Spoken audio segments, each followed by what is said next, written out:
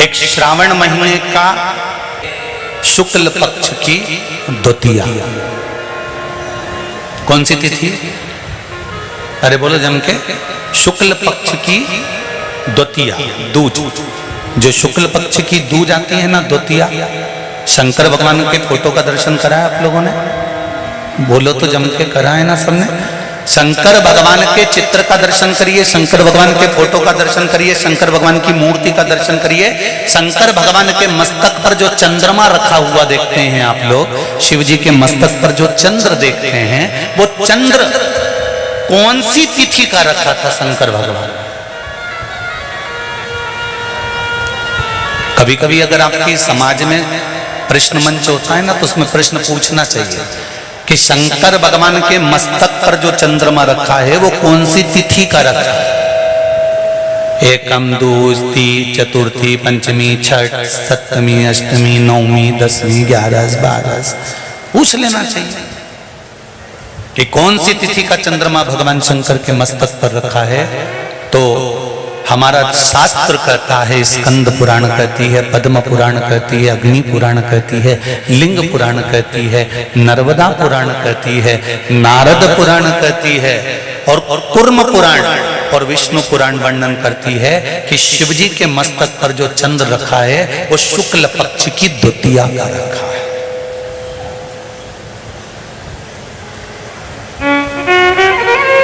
Calendar किस किस के घर में? उठाओ जरा हाथ। जिसके घर में कैलेंडर या पंचांग, आज ही घर जाकर देखना, कैलेंडर को पलट कर देखना, शुक्ल पक्ष की द्वितीया तिथि जैसे ही देखोगे उसमें लिखा होता है चंद्र दर्शन। लिखा होता है कि नहीं होता है? अरे बोलो तो जी हाँ, लिखा होता है ना। शुक्ल पक्ष की द्वितीया तिथि देखोगे तो उसमें लिखा होता है चंद्र दर्शन। अब प्रत्येक शुक्ल पक्ष की द्वितीया तिथि पर चंद्र दर्शन क्यों लिखा होता है? क्योंकि शिव महापुराण की कथा में उमाखंड में वर्णन किया गया है कि जब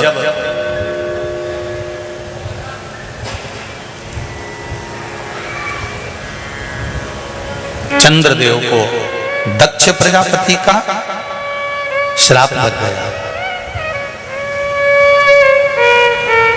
चंद्र तुम मेरी एक पुत्री के प्रति स्नेह रखते हो और बाकी की पुत्रियों की ओर तुम देखते तक नहीं। बाकी की पुत्रियों की ओर तुम देखते तक नहीं हो। चंद्र,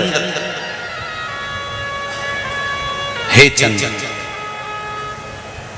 मैं तुम्हें श्राप देता हूं कि तुम्हें काया का रोग हो जाए, तुम्हारी काया गलना प्रारंभ हो जाए और तुम्हें तुम्हारे इस रोग से कभी मुक्ति नहीं मिलेगी। चंद्र दुखी हो गए।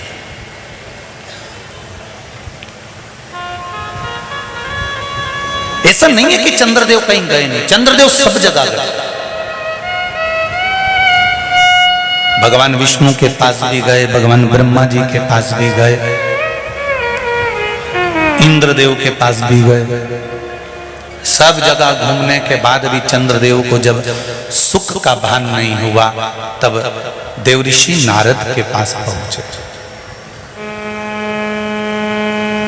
जब जीवन में बहुत दुख आकर खड़ा हो जाए और उस दुख का कहीं निवारण न मिले तो कोई सतगुरु की शरण चले जाओ।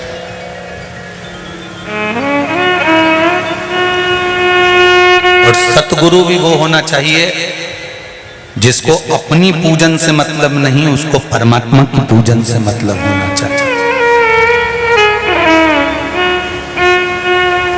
सत्य मार्ग की ओर प्रशस्त कर,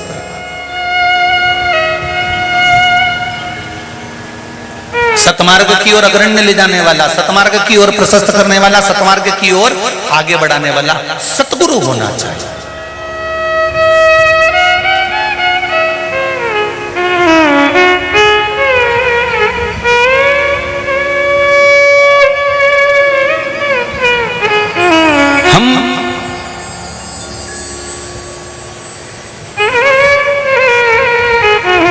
आज के जमाने में गुरु नहीं ढूंढते, हम आज के जमाने में ऐसा व्यक्ति ढूंढते हैं जो हमको कहीं से खोद के हंडे निकाल कर दे दे, जो तुरंत बूटी घुमाए और फेंक दे और तुम तुरंत करोड़पति बन जाओ। तो ऐसा कहीं का महाराज मिले तो हमको भी बता देना रिजी जी। तो ये क्यों इधर उधर डोले, फिर हम उसी के पास चले जाएं और उससे कह दें कि तू ऐसी कहीं की बूटी मूटी दे दे कि हमको कहीं जाना ही नहीं पड़े और यहीं से हंडे निकलते रहें और करोड़ों का धन प्राप्त होता रहे। हम गुरु नहीं ढूंढ रहे हैं,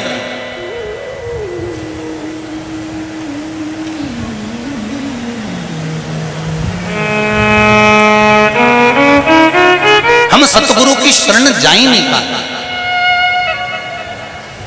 और शिव महापुराण की कथा कहती है,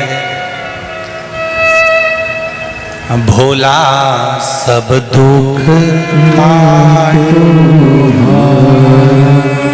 ओ भोला सब दुख काटो,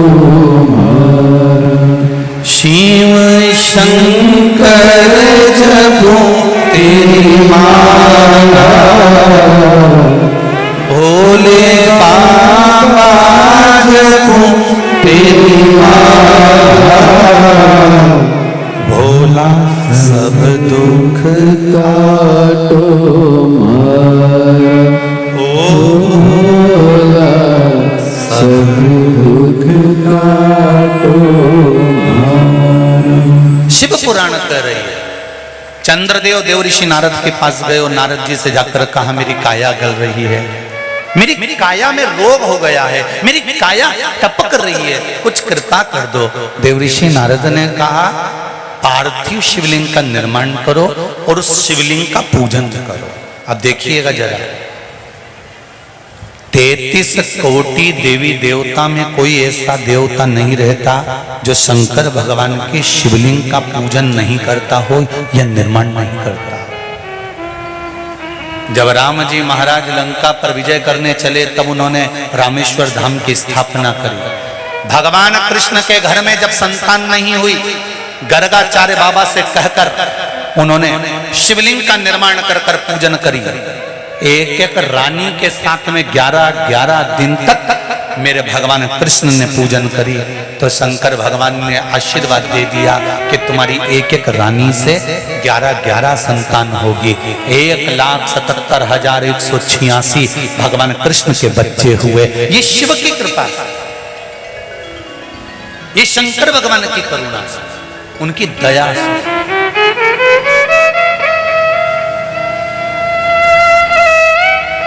चंद्रदेव देवऋषि नारद के कहने पर शिवलिंग का निर्माण करते हैं, पूजन करते हैं, आराधना करते हैं, अर्चना करते हैं। चंद्रदेव भगवान शंकर की आराधना में डूब जाते हैं और आराधना करते करते करते करते करते भगवान शंकर प्रकट नहीं हुए। तब चंद्र और दुबले होते चले गए, और दुर्बल होते चले गए। शरीर चंद्रदेव का टेढ़ा होने लगा क्योंकि केवल हड्डी का कंकाल चंद्रदेव का रह गया। मांस काया टपक टपक कर गिरती रही और चंद्रदेव की काया जब और शिथिल होती गई, एकदम दुर्बल होते चले गए। सारे पूरे महीने में चंद्र की स्थिति देखना और शुक्ल पक्ष के द्वितीया तिथि के चंद्र की स्थिति देखना। शुक्ल पक्ष का द्वितीया का जो चंद्रमा होता है वो एकदम पतला, कमजोर और वक्रीय सा होता है। किस किस ने करें दर्शन? करें आप लोगों ने दूज के चंद्रमा के? एकदम पतला, कमजोर, दुर्बल, वक्रीय सा नजर आता है। तब चंद्रदेव को देखा भगवान शंकर ने और लगा कि अब इसके प्राण रहने वाले नहीं। तब भगवान शंकर दौड़कर उस शिवलिंग में से प्रकट हो जाते हैं, चंद्र की काया ठीक कर देते हैं। तो चंद्र कहता है आप कृपा करो। भगवान ने उसी चंद्र को, द्वितीया के चंद्र को अपने मस्तक पर धारण कर लिया और द्वितीया के चंद्र को मस्तक पर धारण कर कर भगवान शंकर ने कह दिया कि सुनो चंद्रदेव, आज शुक्ल पक्ष की द्वितीया तिथि है, जिस दिन मैंने आपको अपने मस्तक पर धारण करा है। जो भी शुक्ल पक्ष की द्वितीया तिथि को चंद्र का दर्शन करेगा उसकी जिंदगी में कभी रोग से वो ग्रसित नहीं होगा। हम पहले भी कथा में कहे, आज फिर कहते हैं, जिसकी लीवर, किडनी, जिसकी काया बेकार हो रही हो, चमड़ी सफेद पड़ रही हो, काले काले छट्टे पड़ रहे हो, सोराइसिस जैसी बीमारी हो गई हो, कैंसर जैसा रोग हो गया हो, बड़े से बड़ा रोग, अगर किडनी लीवर कितना भी बेकार से बेकार हो गया, डैमेज से डैमेज हो गया, उसको शुक्ल पक्ष के द्वितीया चंद्रमा का दर्शन करना चाहिए। और शुक्ल पक्ष के द्वितीया चंद्रमा का दर्शन कर कर प्रदोष काल के समय पर, कौन सा काल? शाम के समय। प्रदोष काल मालूम है सबको? सूर्य जब डूबता है उसके 45 मिनट पहले से सूर्य डूब जाए उसके 45 मिनट बाद तक।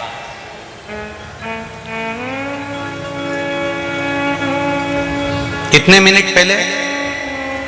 जम के बोलो जरा। 45 मिनट पहले से 45 मिनट बाद तक प्रदोष काल का क्रम है। चंद्रदेव का दर्शन कर कर कच्चे दूध का छींटा, सफेद पुष्प चंद्र को समर्पित करो। सफेद चंदन का छींटा चंद्रदेव को दीजिए।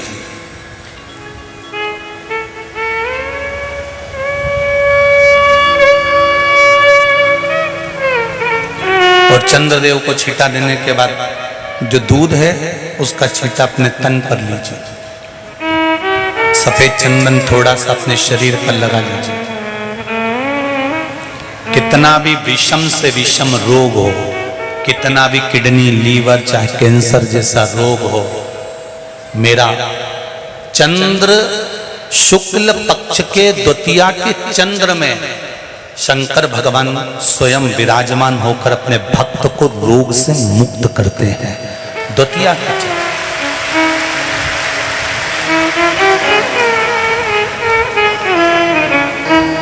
जम के बोलो कौन सी तिथि है? शुक्ल पक्ष के द्वितीया तिथि का चंद्र का दर्शन व्यक्ति को जीवन का सुख देता है। जिसके आंखों में तकलीफ हो, श्रवण शक्ति में तकलीफ हो, बोलने में, मुख में तकलीफ उत्पन्न होती हो, भारी से भारी रोग,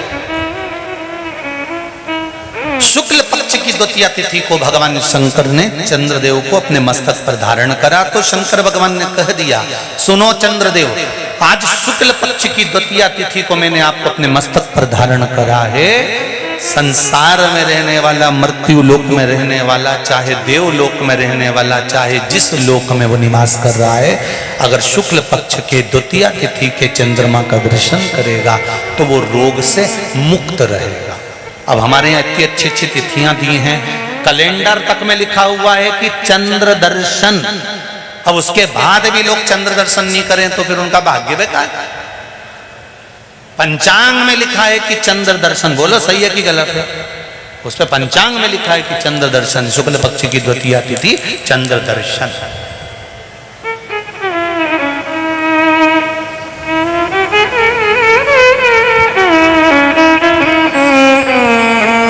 करो अर्घ, देव अर्घ।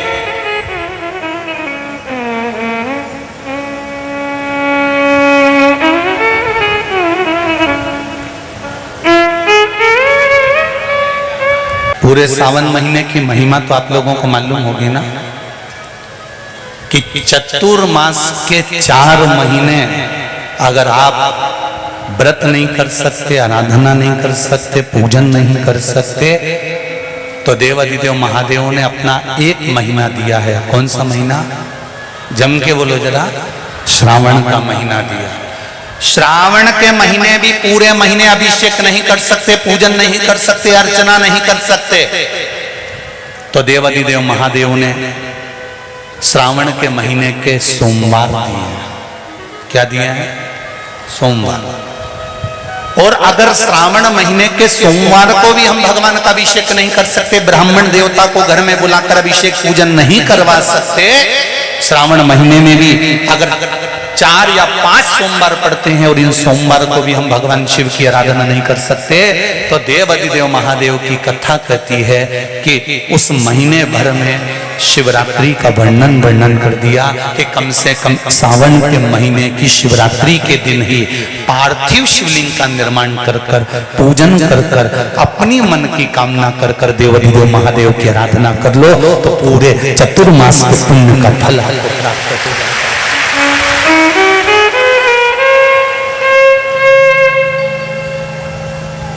चतुर्मास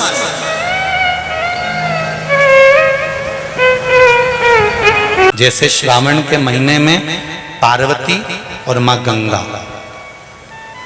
ये दोनों शिव की आराधना करने के लिए आते हैं।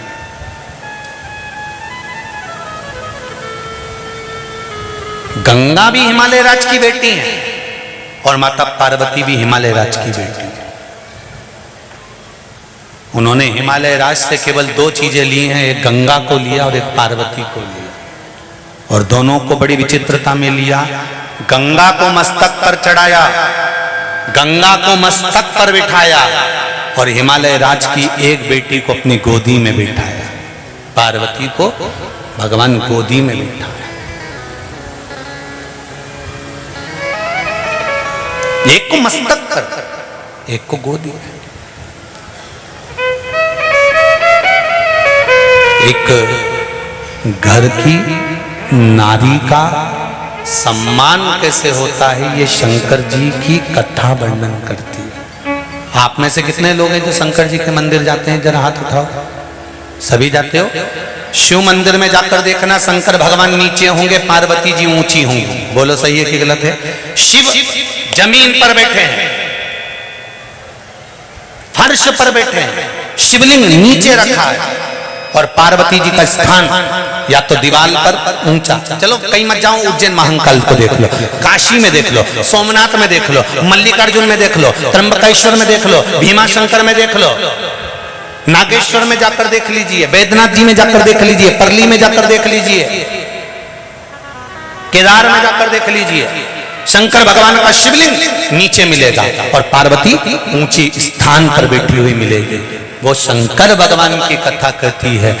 भगवान ब्रह्मा जी का कथा देख लो, ब्रह्मा जी का स्वरूप देख लो।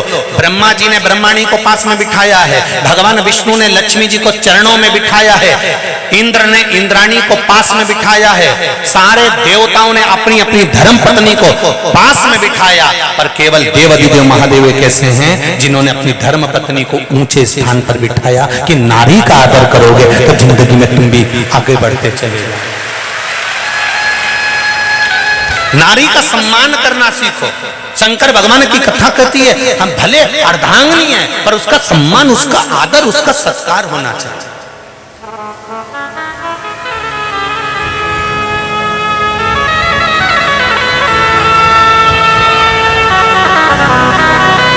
पति और पत्नी का संबंध सम्मान का है, आदर का है,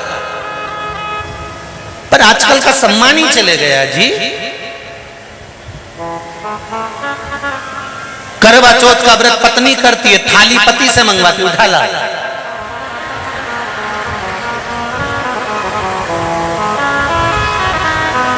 और पति बेचारा अपने काम में लग जाए तो चलनी में मुंडा देखती देखती बोल सीधे खड़े रहो, अच्छे से कह रही मुंडा देख।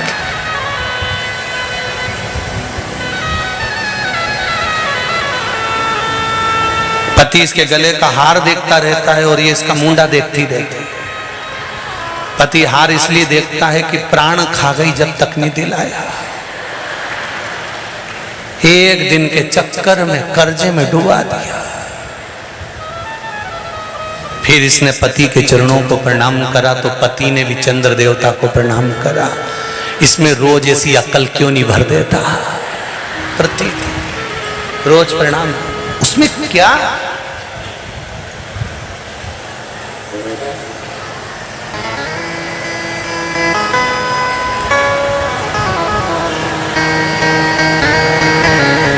आदर, सम्मान, सत्कार होना चाहिए।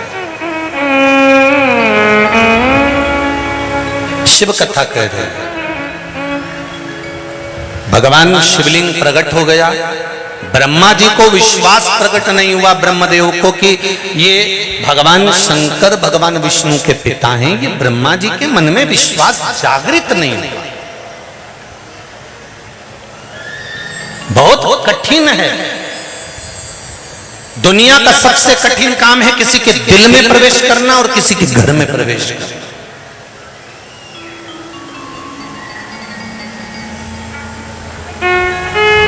बहुत कठिन। किसी बहू को 20-20 साल हो जाते हैं तो भी सास के दिल में प्रवेश नहीं कर पाते। कई सास बहू को 40-40 साल हो जाएं तो सास बहू के दिल में प्रवेश नहीं कर पाती।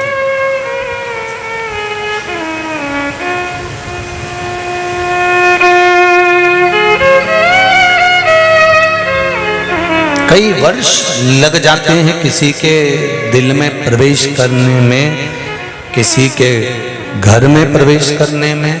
और कई संबंध ऐसे होते हैं छोरा छोरी आपस में दिल में प्रवेश कर भी जाएं तो 2 साल में तलाक भी हो जाता। साधारण नहीं है रखना।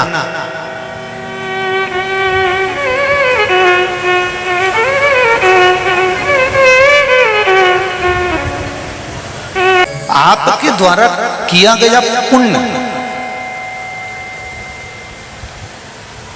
सत्कर्म, भजन, कीर्तन, स्मरण, मंत्र जाप, ये आपके साथ नित्य जाने वाला। कुछ जाए ना जाए, कुछ पहुंचे ना पहुंचे, पर आपका भजन का जो बल है वो आपके साथ है। आपके भजन का बल आपके साथ नित्य है। एक बात, जब हाथी का पांव मगर ने पकड़ लिया,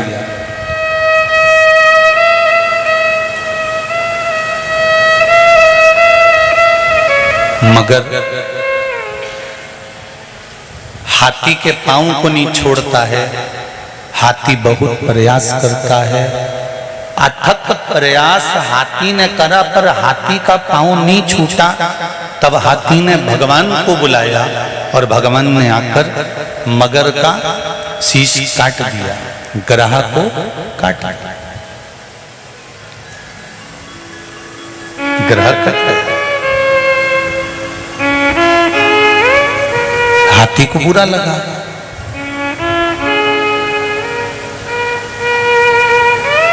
हाथी को इस बात का बुरा लगा कि बताओ, बुलाया हमने,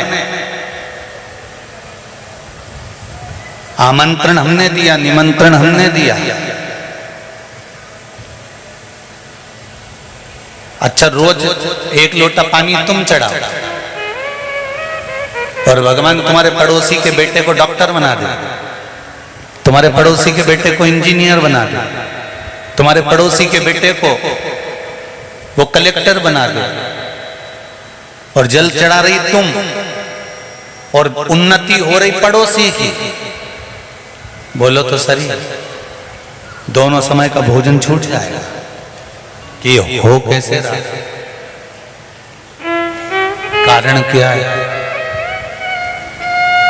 पांव पकड़ा है मगर का, और मगर का पांव पकड़ा है हाथी का, और मगर उस हाथी के पांव को जकड़ा हुआ है और हाथी के पांव को मगर पकड़ा हुआ। और भगवान जब आए तो सुदर्शन उठाकर उन्होंने ग्राह को काट दिया, और ग्राह को काटा तो हाथी को बुरा लगा। हाथी ने कहा, बताओ गजब का काम किया भगवान नारायण, आपने तो बड़ा गजब का काम कर दिया। पुकारा मैंने, बुलाया मैंने, निमंत्रण मैंने दिया, हाथ मैंने जोड़े, पांव मैंने पड़े, और तुमने सुदर्शन उठा के ग्राह का शीश काट कर उसका उद्धार कर दिया। पहले उद्धार तो मेरा करना था, तो तुमने मगर का उद्धार कैसे कर दिया? भगवान विष्णु ने कहा, उस मगर ने तेरा पांव पकड़ कर रखा था। जो मेरे भक्त का पांव पकड़ लेता है, भगवान कहते हैं सबसे पहले मैं उसका उद्धार कर देता हूं।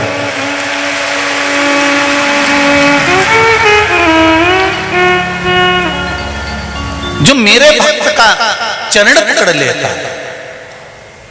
एक बात आपको पहले भी कथा में कही, आज फिर कह रहे हैं, जितने लोग कथा सुन रहे हैं आस्था चैनल पर, फेसबुक, यूट्यूब पर, और जितने इस पंडाल में सुन रहे हो, ध्यान से कथा सुनना।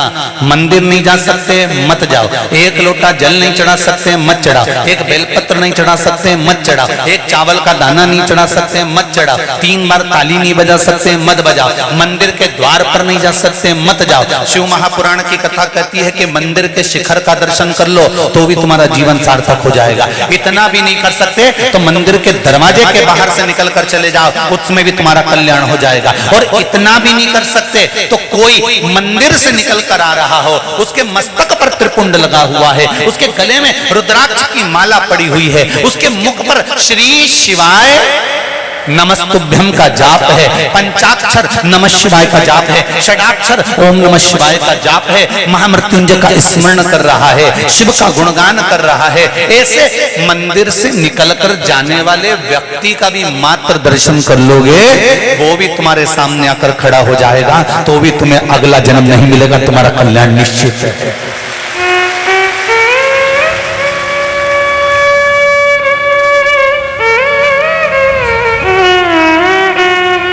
धर्म करो, सत्कर्म करो, पर धर्म का अपमान मत करो।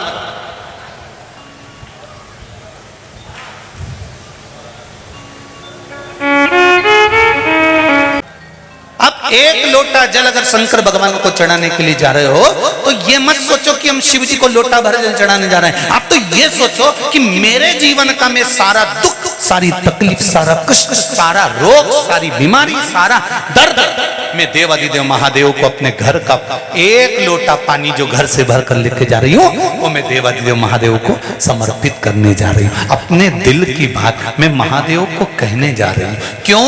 क्योंकि मैं किससे कहूं? ब्रह्मा ब्रह्म लोक में रहते हैं, भगवान विष्णु वैकुंठ लोक में रहते हैं, पर मृत्यु लोक का अगर कोई देव है तो देव अधिदेव महादेव है, उससे मैं अपने दिल की बात कहने जा रहा हूं। अपने दिल की, हृदय की,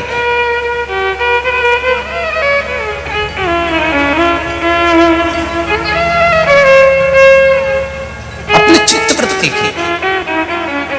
चंद्रदेव की काया का रोग ठीक कर दिया। माया, झूठ, प्रपंच, छल, बेईमानी, कपट, ऐसा कोई संसार में नहीं जन्मा जिसके भीतर नहीं हो। कोई नहीं जन्मा ऐसा। भगवान जब मनुष्य को गढ़ता है तो उसके अंदर छल, कपट, बेईमानी सब कुछ भरकर भेजता है। बस भगवान कहता है कि इसको अंदर रहने दो, प्रकट मत होने दो। मैंने दिया है, मैंने भेजा है, पर इसको प्रकट मत होने दो। कूलर है तुम्हारे यहां? अरे बोलो तो जम के है। कूलर को चलाने के लिए करंट की जरूरत पड़े कि नहीं पड़े? अरे बोलो तो पड़े। कूलर को चलाने के लिए करंट चाहिए, पर वही करंट कूलर के डब्बे पे आ जाए और तुम हाथ लगाओ तो अच्छा लगे? अरे बोलो तो जम के नहीं लगे। नहीं, करंट कूलर को चलाएगा तो अच्छा लगेगा, पर वो करंट कूलर की बॉडी पर आ जाएगा तो अच्छा नहीं लगे। उसी तरह झूठ, प्रपंच, छल, कपट, बेईमानी, ये सब कुछ अंदर भगवान ने भरकर भेजा है। वो रे मना नहीं है, पर बॉडी पर मत आने देना, क्योंकि किसी को भी झटका लग जाएगा। करंट रहे, कूलर चले।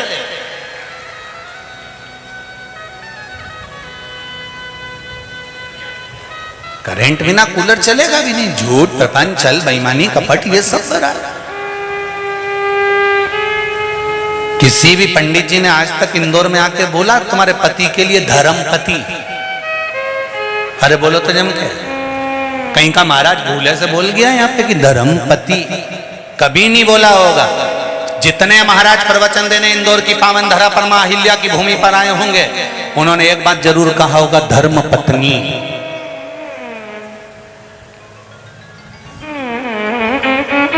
पर कोई महाराज ने नहीं कहा होगा कि धर्मपति। क्यों नहीं कहा? क्योंकि कथा बाचने वाले को भी मालूम है कि दुकान पर जाएगा, नौकरी पर जाएगा, सर्विस में जाएगा, व्यापार करेगा, व्यवसाय करेगा, घर को चलाएगा, परिवार को चलाएगा, तो झूठ बोलना पड़ेगा, छल करना पड़ेगा, बेईमानी करना पड़ेगी, कपट करना पड़ेगा, निंदा करना पड़ेगी, बुराई करना पड़ेगा। ये परिवार को चलाने के लिए इसको झूठ, प्रपंच, छल, कपट सब कुछ करना पड़ेगा। इसलिए इनके नाम के आगे धर्मपति नहीं लिखा, इनके नाम के आगे केवल पति लिखा। पर तुम्हारे नाम के आगे धर्मपत्नी इसलिए लिखा कि तेरा पति झूठ बोलेगा, छल करेगा, बेईमानी करेगा, कपट करेगा, प्रपंच करेगा, पर कमा के जो भी लाएगा वो तेरे को देगा। तो तू एक काम करना, उसकी झूठ, प्रपंच, छल, कपट, बेईमानी से जो पैसा कमा कर लाए, उसमें से 1 रुपया निकाल कर तू कहीं धर्म में, कहीं सत्कर्म में, कहीं भजन में, कहीं शिवपुराण में, कहीं मंदिर में, कहीं ब्राह्मण को, कहीं बेटियों को, कहीं गौदान में, उसके 1 रुपये को तू धर्म में लगा देना। तू धर्म में लगा देगी तो पति को भी बेकुंठ ले जाएगी और खुद भी चली जाएगी। इसलिए तुम्हारे नाम के आगे धर्म पत्नी लिखी। एक होती है पत्नी, दूसरी होती है धर्म पत्नी। पत्नी वो होती है जो पति को पतन के रास्ते पे ले जाता है। जैसे किसी किसी का मूड खराब होता है ना, आज हमारा मूड खराब है, मैं तो टाकिज जे लिया, तो वहां कौन सा मूड अच्छा हो जाए तेरा? आज मेरा मूड खराब था इसलिए मैंने पी ली। तो मूड खराब था तो पीने की क्या जरूरत थी? मूड खराब था तो सियोर वाला महाराज के पकड़ लेता। बहुत एक बार मोबाइल खोल के तू निकालता तो सही कि पगला है का, अपने आप मालूम पड़ जाता। मूड ठीक, क्यों? मूड खराब होए तो ज्यादा पी लो, मूड खराब होए तो टाकी चले जाओ। शिव महापुराण की कथा कहती है, जिंदगी के जीवन में जब जब मूड खराब हो, तुम्हें लगे कि आज मेरा चित्त अच्छा नहीं लग रहा, आज मेरा मन अच्छा नहीं लग रहा, आज मुझे कुछ अच्छा दिख नहीं रहा, आज मुझे बहुत गंदे गंदे सपने आ रहे हैं, आज मेरा चित्त अच्छा नहीं है, तो किसी से मत कहो 2 बजे टीवी चालू करो ने बैठे जा, बस और शिव महापुराण की कथा सुन लो। 2 घंटा 3 घंटा जब तुम दिल देव अधिदेव महादेव से लगा लोगे, निश्चित है मूड खराब नहीं होगा, जीवन सार्थक हो जाएगा। वो मूड खराब नहीं, जीवन की सार्थकता। चित्त को लगाओ उस परमात्मा से। तुम तो उल्टे चलो नहीं और उल्टे चलते हो। मूड खराब हो गया, हम तो टाकिज जा रहे हैं। पत्नी पति से कह देती है, हमारा मन अच्छा नहीं लग रहा है, तुम मिल को ले चल रहे हो क्या? मेरा मन एक रत्ती का नहीं हो रही आज घर में रहने का। तो भेरुओं से निवेदन है, जगदम्बा की कथा में क्यों नहीं लाओ? काय ले जाओ गोलगप्पा खवाने। आज इसका मूड खराब है, चल कथा में चले। मां कथा हुई रही है, खेड़ा पति सरकार ने लक्ष्य समिति करा रही है, चल अपन भी बैठ जाएंगे कहीं छाता लगाई के। वो पीछे वालों को देखो बापड़ा तैयारी में आते हैं। तुम सब तो बड़ी आराम से तंबू में बैठ गए, 5 डूम भर भर के बैठे हो, रत्ती भर जगह नहीं। और जो खड़े हैं और छत पे बैठे हैं वो छाता ले लेके बैठे। जैसे ही पानी आए फिर पानी फिर पानी आए ना फिर बैठी फिर पानी। अच्छा बैठ भी नहीं सकते क्योंकि नीचे कीचड़ बैठे तो सब ठसे ठसाए खड़े। अच्छा गीले भी हो जाते हैं तो उनको सूखने की जरूरत नहीं पड़ती, आपस में इतने चिपके रहते हैं सब सूख जाता है। तो चित्त वृत्ति में मन में जिस दिन शिव समा गया इस हृदय में, जिस दिन शंकर आकर बैठ गया, जीवन की सार्थकता बन जाती है।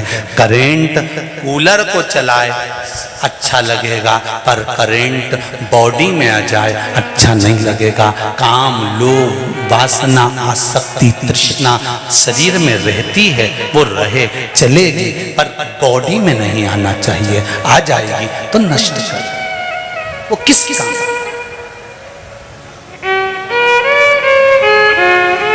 मेरे भोले तेरा सहारा है, की नैया का तो किनारा है। उससे कहो ये चित्त वृत्ति आप में रहे,